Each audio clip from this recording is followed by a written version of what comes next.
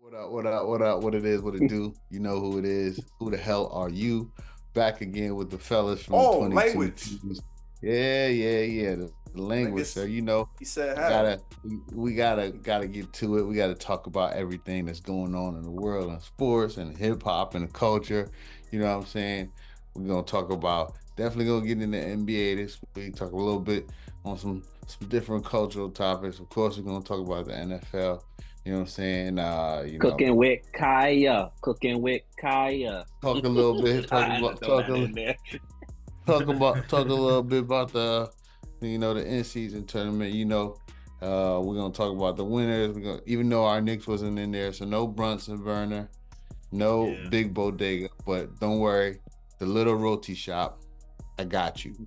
I'm gonna go ahead and kick it over to my man FJB. We're gonna get Yes, this sir. show kicked off right foot. Boys, Oh man. once again, we do this every week, but yo, what are we? 14, week 15 coming down to the wire. No more bye weeks left. It is crunch time. Yo, shout out to everybody in there in the world that's made their quarterfinal in their fantasy leagues. I happen to be one of them, so boys, wish me luck this weekend. I lost David Montgomery, so that ain't good, but we're gonna see what it is Oof. and what it do. You heard? Tough But boys, for the lots of Lions. games, some surprising wins. Jets came out of there with a W. Giants got blown out. But enough of me. Maneuvers. Talk to me. I'm talking about these Jets and these Jags, man. The Jets defense that we thought was a championship one, they didn't show up again. But Aaron and Devontae Adams turned in a vintage performance with 198 yards and 2 touchdowns between that duo. That helped them beat the Jags 32-25. Mac Jones did have himself a day, though. He went for 294 passing and 2 TDs. So, you know what I'm saying? Jet season is over, but maybe, positive things coming from that. Broncos and Colts.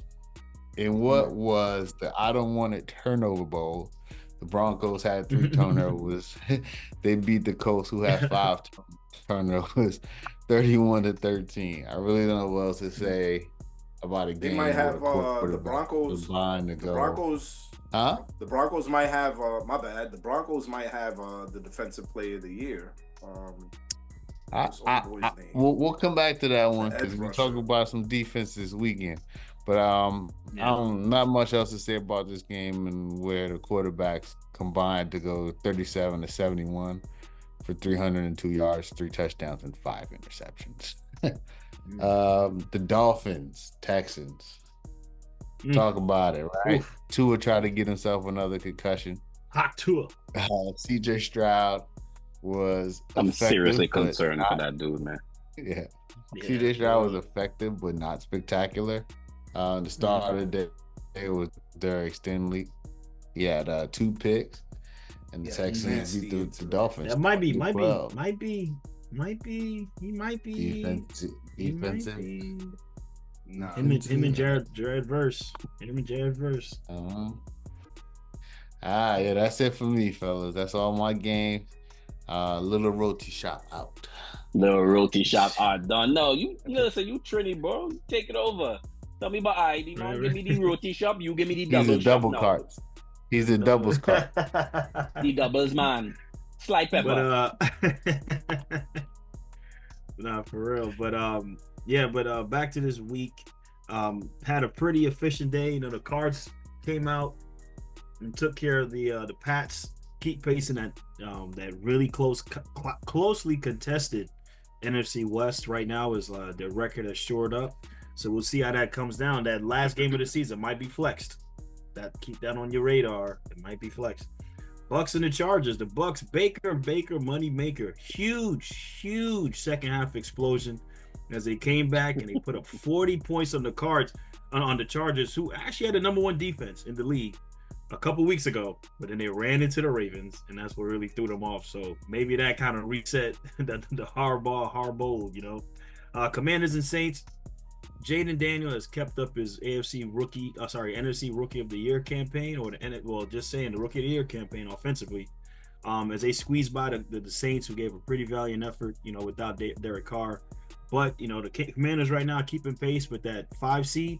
in the NFC playoffs, and looking forward to see how these guys will do in the playoffs. So, kick it over to you, FJB. Well, we had the roti, we had the doubles. Sean, give me the chana. Here we go. Oh, Dallas here we in go. the bumble. Here we go, literally in the bumble. Dallas beats Carolina 30-14. Hell on earth for Bryce Young. Dominant defense from Dallas, 6 sacks, 4 takeaways. Was not a good day for the homie. Bengals beat the Titans 37-27. Joe Burrow, as usual, God QB, came through 3 touchdowns, 2 INTs. The defense stepped up.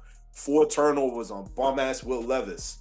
3 interceptions. 1 went for touchdown, right? And then they turn around and then they put Mason Rudolph in, and he does a pick. So it's like they're a lost franchise, bro. We don't know what's going on with the Titans. Shout out to Darnell, your old team, bro.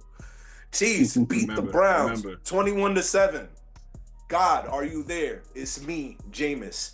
Help me, deliver me from INTs. 3 interceptions. He was sacked 5 times by the Chiefs defense. But the major headline, Patrick Mahomes, can we please protect this man? He got rolled up on late in the game by Dalvin Tomlinson. It didn't look good, but he was able to finish the game. Patrick Mahomes, he may have to stay out a couple of games to make sure that he's right. But this is the last leg of the race in the AFC. Yep. You want to make sure that they stay on top, because guess what? If those boys got to go on the road, it might be Kurt. Yeah, pause. That was crazy. You want to make sure that those guys stay on top in the AFC. Number 1 seed is probably their path to victory into the Super Bowl. All right. Game we've been waiting for. Ravens, Giants, 34-14. Ain't really much to say here, man. I mean, Action Jackson made a late push for his MVP bid, 21-25, 290 yards, 5 touchdowns. Injuries just keep on piling up for the Giants. That's what we want with that number 1 seed. Yeah. And I got a fun stat for y'all. Tim Boyle looked good. Malik Neighbors, the only bright spot on offense, 10 receptions, 82 yards, 1 touchdown. Fun stat. 5 teams right now at a 3-11 record. Jacksonville, Tennessee, Cleveland, Carolina, and New England.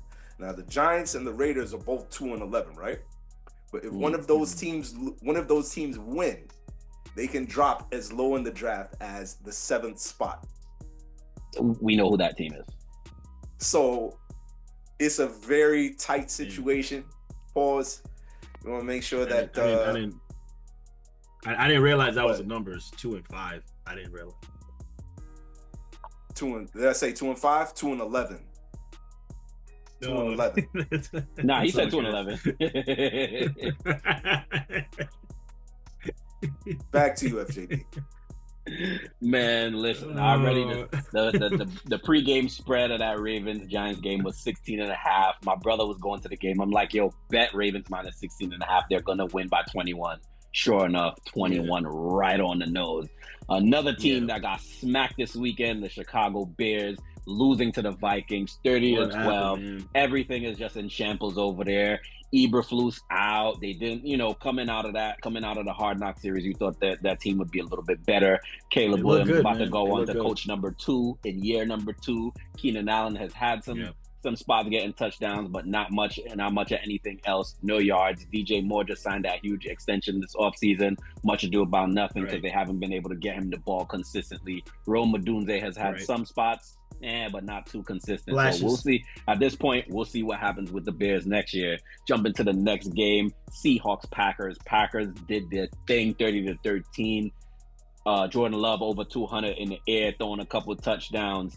Seahawks, where are you, man? You got a chance to win this division, and it's Jekyll and Hyde every week. One week they look like world beaters. The other week, the ball can find no receivers. They got nothing on the ground. Got hurt.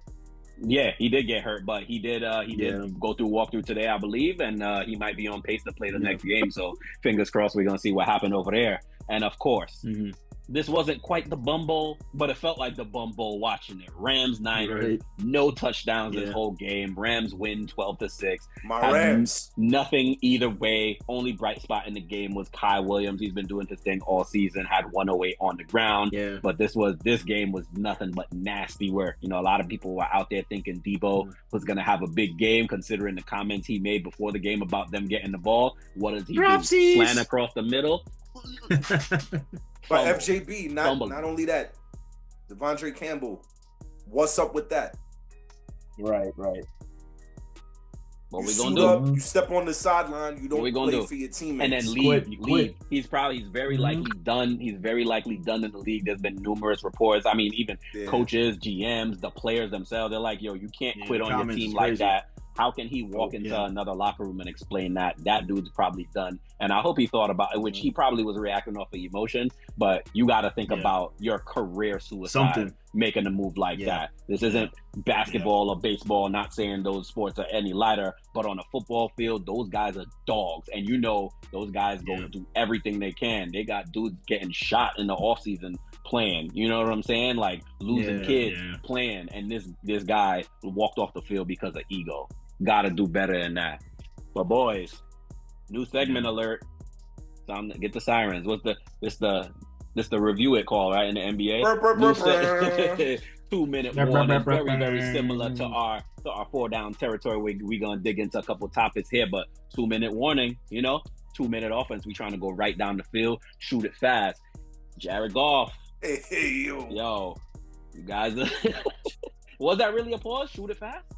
Look, shoot it fast. This fast context ain't always now, better. but Fast ain't always better. You heard? No.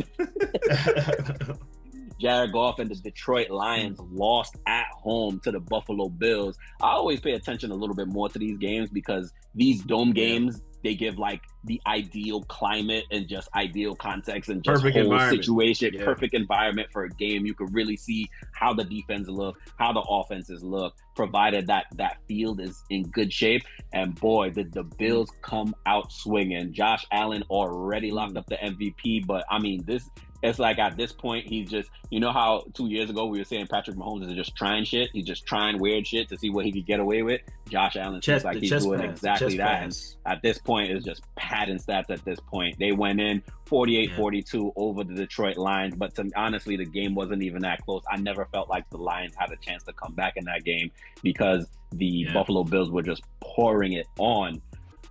Sean, they lost David Montgomery, and I mentioned that at the top of this segment because I lost him in fantasy. But given the piling injuries, are the Lions shot at a Super Bowl kind of cooked?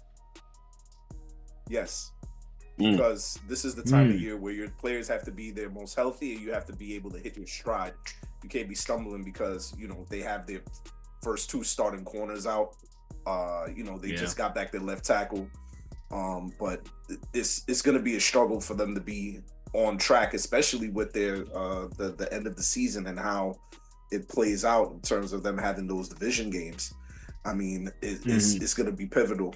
The Lions have got a rough stretch, and then they're possibly primed for a first round out. But don't count out the Lions and Dan Campbell and what those guys can do. They can make it happen on the offensive side of the ball. They still got Jahmyr Gibbs. They still have number 14. Goddamn. Amon Ra. Help me out. Amon-Ra St. Brown. They still Jameson Williams, Tim Patrick. Tim Patrick. They still have Sam Laporta. You know what I'm saying? They still have weapons. You know what I'm saying? So I think that they can still be effective going down the stretch, but it's gonna be tough.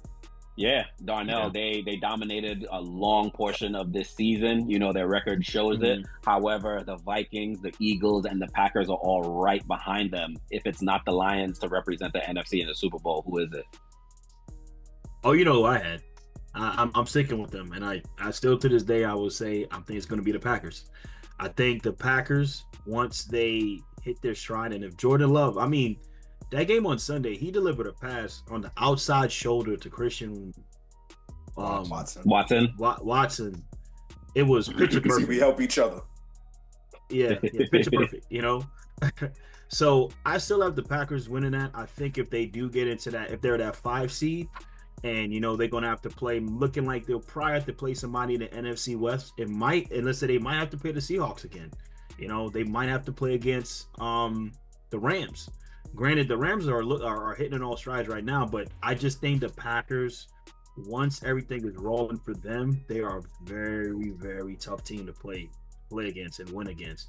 Let alone, let's just say by some happens chance, let's just say I don't know. Let's just say Detroit and the Vikings end up stumbling, and they happen to get that home field advantage. Who knows?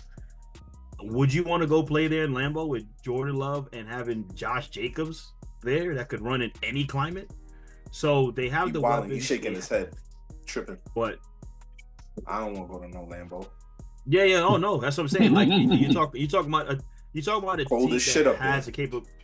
Exactly, you have a team that has a capability, and they run the rock. I kind of exactly. So I look at them, and I also look at the Bills. Those are the two teams I kind of, in a way, I could say they sort of kind of mirror each other as far as climate, quarterback, what they are able to do, how they could be. No, I'm just talking about just the team, like how they're built. You know what I'm saying? Like they both have pretty decent defenses. Quarterbacks cold weather football teams.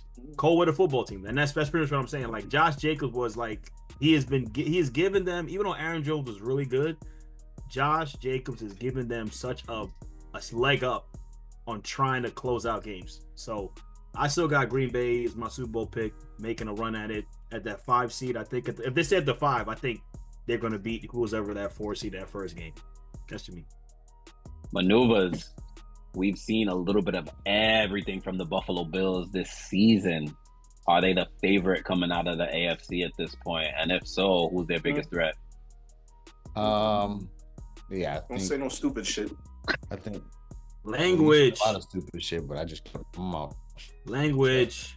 But anyway.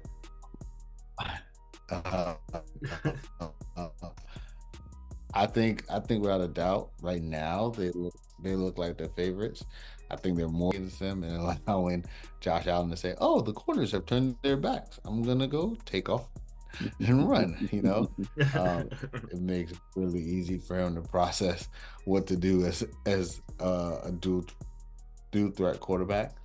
So yeah, in the AFC, they look the most complete. They got a cupcake schedule to end up the season. Yeah, but even when Patriots twice. They had an early gauntlet though. They had an early gauntlet.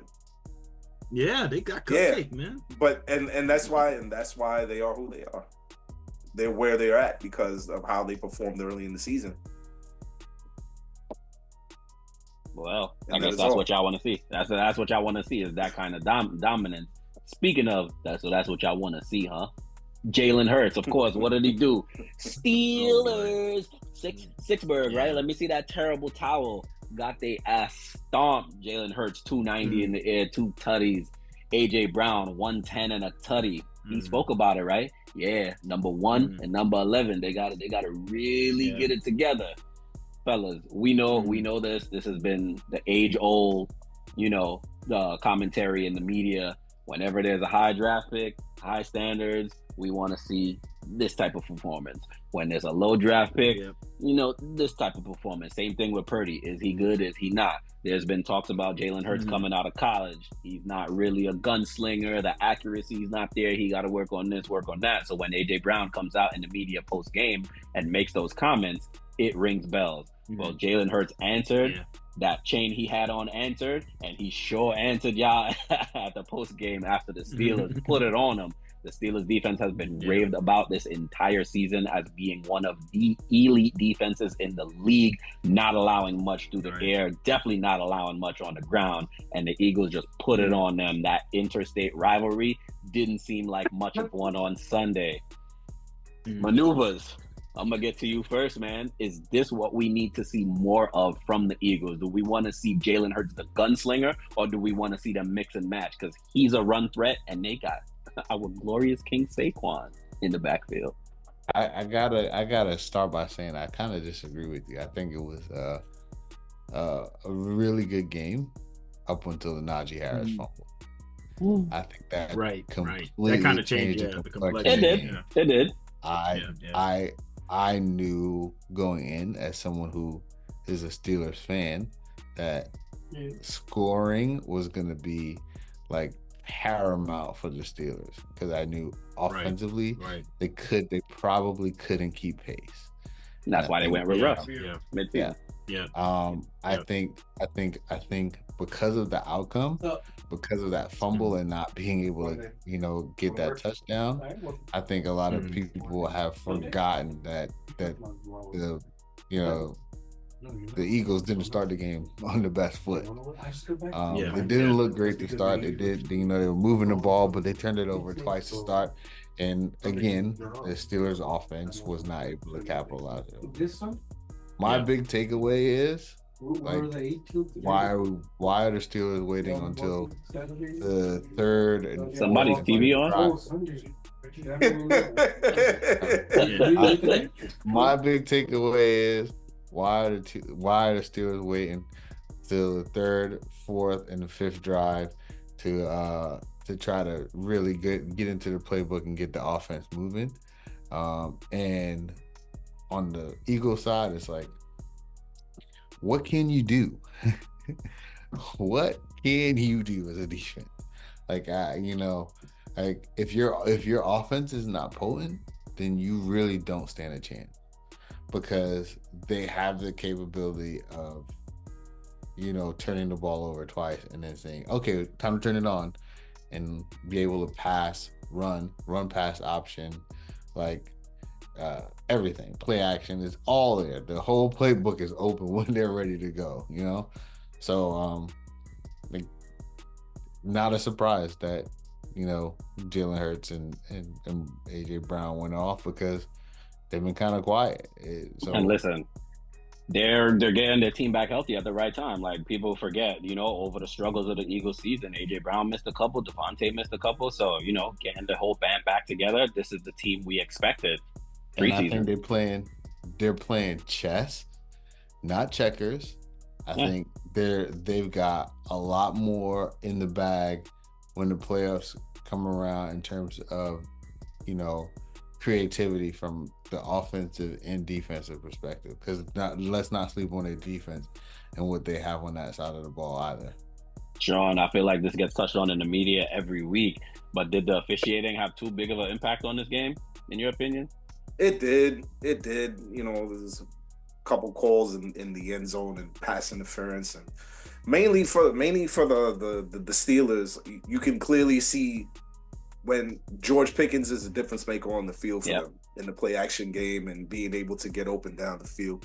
And I feel like if he's not playing, then the Steelers are very much one dimensional, and they become a very much dink and dunk team, and they're easier to stop. You got Austin, the kid that can get down the field, but that's one deep threat that they have. And then you got Pat Fry move over the middle. Their ability to run the ball with Najee Harris, but he had a rough game, like Maneuver said, he had a fumble. So, I want to touch on something real quick. Pause about Jalen Hurts and his ability to be able to get the ball downfield. AJ Brown is just hurt because he wasn't getting his touches. He ain't gonna get paid unless he reaches a certain number. You know what I'm saying? The team is winning, making an impact by blocking on the outside. Relax, bro. You're gonna get your touches at the right time when it's called for.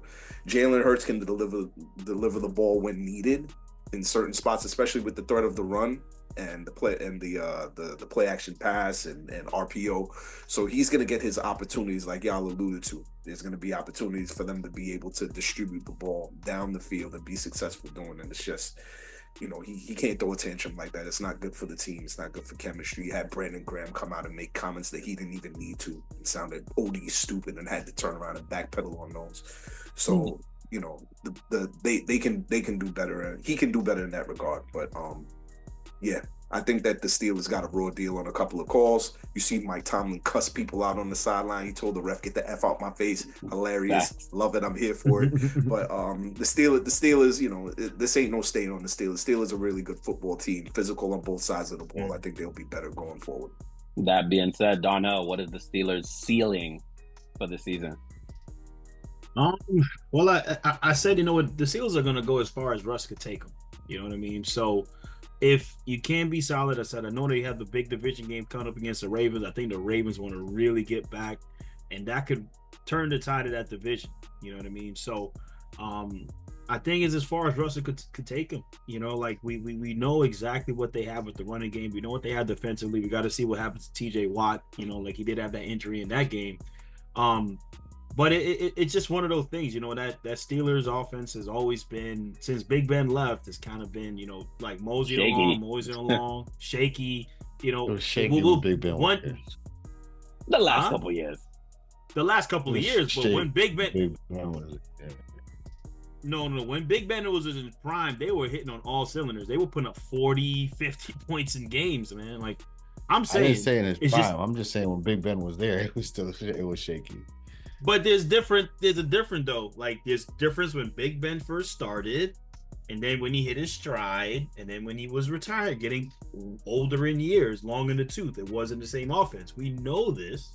What I'm trying to say is, you want to get Russ at this point to manage that offense, get them in good position, not have turnovers, and their ceiling, that's the only way they're going to have any difference in the season. Like, there's no other way you could tell me that Justin Fields is going to come in and direct this team and get him a playoff win if he could barely even manage an offense. You know what I mean? So he's one of those guys that he's there, but he's just not that difference maker for that team. You know what I mean? So it's all on Russ, and that's the reason why they brought him in.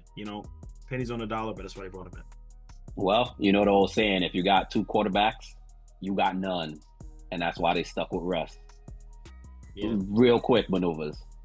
I think that their potential is they can be a Super Bowl team.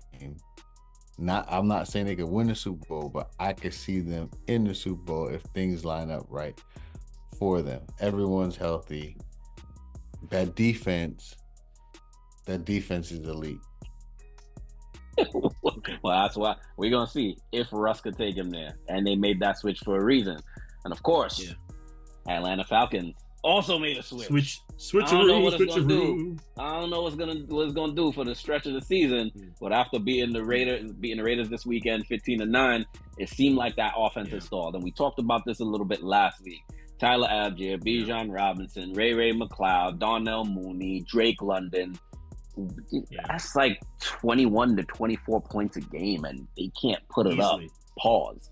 But the Falcons have now made the switch from Captain Kirk, get that fake swag surf out of here. Michael Penix Jr., it's your time. Maneuvers, you've been talking about this since before the draft last season. It's only right that we kick it off with you. Have the Falcons made the right decision, and was it the right decision at this point of the season? I am on the fence about it, honestly. Nah, pick a side and stand on business. I'm gonna tell you. I'm gonna tell you why I'm on the fence about it. I'm gonna tell you why I'm on the fence. It's not what the chat say. No, well, the chat say that Michael Penix is gonna throw 5 instances against the Giants, and they're gonna break out of their slump, their 10-game losing streak slump. And the chat said, all your Giants takes this year have been horrendous. So that means Michael Penix is gonna cook the Giants, and gonna have the best rookie debut ever midseason for a quarterback. But the reason I'm on the fence about it is because I keep thinking about what a lot of people seem to not really mention is that Kirk is coming off of that Achilles. And I feel like that to me is the bigger story. Like, all right, your quarterback comes off an Achilles. He's a little older. He's in his mid-30s or older. Like, does it make sense to, like, even the next season get him in the game playing? It hasn't looked good for anyone that's done it at the quarterback position. Right. At this stage in the game, yeah. Michael Penix starting, I think is good. I think for him it's good. But I mean, I'm on the fence. Yeah. Like, do they think at this point that he's seen enough to come in and make an impact? Well, I think so. I think he will. I think he'll be an impactful player because he's gonna let it rip. I mean, for sure. They're the ones. They had him in training camp. They had him in practice this whole time. Second team reps and all that. So they gotta be the better ones to know what it do. Hopefully I think him and Drake London and Darnell Mooney gonna stretch the field. Listen, I hope so. I'm gonna be locked in. Kyle Pitts might show up and be who everyone has thought he was supposed to be. Nah, you ain't. Nope. Not gonna be able to do it. Nobody believes in you anymore, Kyle. It's over. It's a wrap. That ship might have sailed, man. It is a wrap. But Sean, it feels like Kirk Cousins is at this point in his career not necessarily a starter, but also at the same time an overqualified backup. Where do you see him at this point? You know, for the rest of his career, coming off the Achilles with. Bro, I think that's so tough because it's like people forget that he was the man last season before the Achilles injury. Mm-hmm. You know what I'm saying? People saying how great he was playing, he's all pro, and then boom, the injury happens. Mm-hmm. And then, you know, the last couple of games, the recency bias takes over. And then people are forgetting exactly who this guy was. The splits are horrible over the last 5 games. He went 1-4. He had 10 interceptions to 1 touchdown. I get it. But you know, there's a certain level of comfortability that comes with playing with a new set of players, people that you have to be able to trust. You look at Ray McLeod; he gets the lion's share of most of the receptions in the dump off because he knows that he can trust him going to him with the football. Like, I think that Kirk Cousins gets a raw deal. You know what I'm saying? But you also have to help yourself with the way that you play because he does look hesitant on the field at times. But it's like. When you have the situation, and Maneuvers alluded to this earlier this season when we were talking about this team, that, you know, you draft Michael Penix and you're paying this bag to Kirk Cousins, eventually that pressure is going to be there to the point where it's like, why are we not putting in Penix? He was picked 8th overall by the Atlanta Falcons. Let's give him a shot and see how he looks. The problem is they probably should have pulled him 4 weeks ago when he was when he was still having his struggles and he didn't look like the same player that he did when he was with Minnesota over the last 3 years. So, I mean, honestly, you know, They put him in a position where it's like, you know, he's going to get pennies on the dollar next season. You know he's going to get cut regardless of how Michael Penix performs towards the end of the season.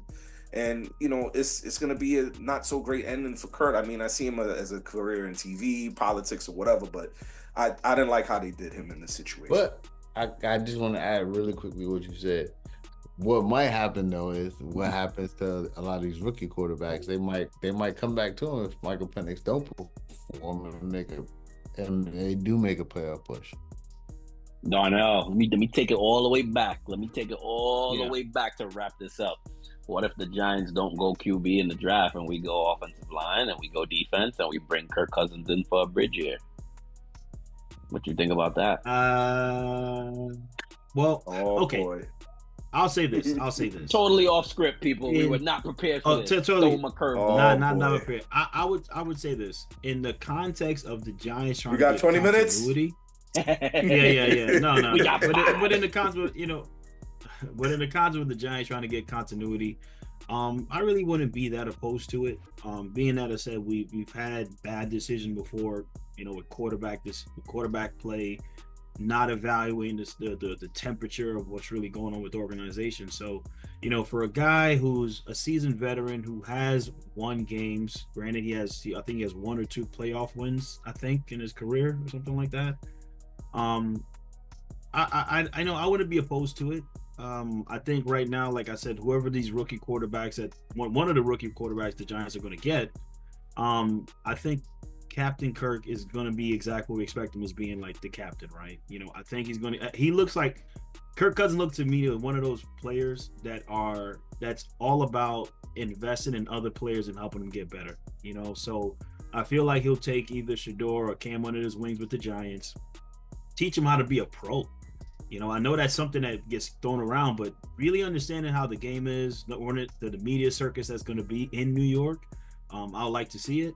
But as of right now, I said we don't even know what's going to happen with the GM and the coach for the Giants. So who knows what's going to happen, you know, in the near future.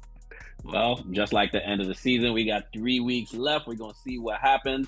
But boys, last minute, no ifs, ands, or buts. No commentary. Who wins the Super Bowl? Just the team. Maneuvers. Bills. John. The Eagles. Darnell. Yeah, the Eagles. What's so funny? Talk about it. I lost it. I don't know. Who's winning the Super Bowl, Darnell? Super Bowl. Green Bay Packers. That's what he gonna say. No, I picked them in the beginning. I'll stick with them. I'm gonna say the Chiefs until they lose. I'd say Chiefs. Kansas City Chiefs getting that 3-peat. That's my pick. Appreciate y'all. Yep. Another segment, a 2nd and 2. First segment, 2-minute warning. You know what it is. You know what to do. Hit the bell notifications. Like, subscribe, comment, DM us. Your research is not as good as ours. You know the boys maneuver. Sean, FJB, and Darnell. I'm not maneuvers. I'm the little roti shop. The roti shop is a man and the China boy. Shout out Big Bodega.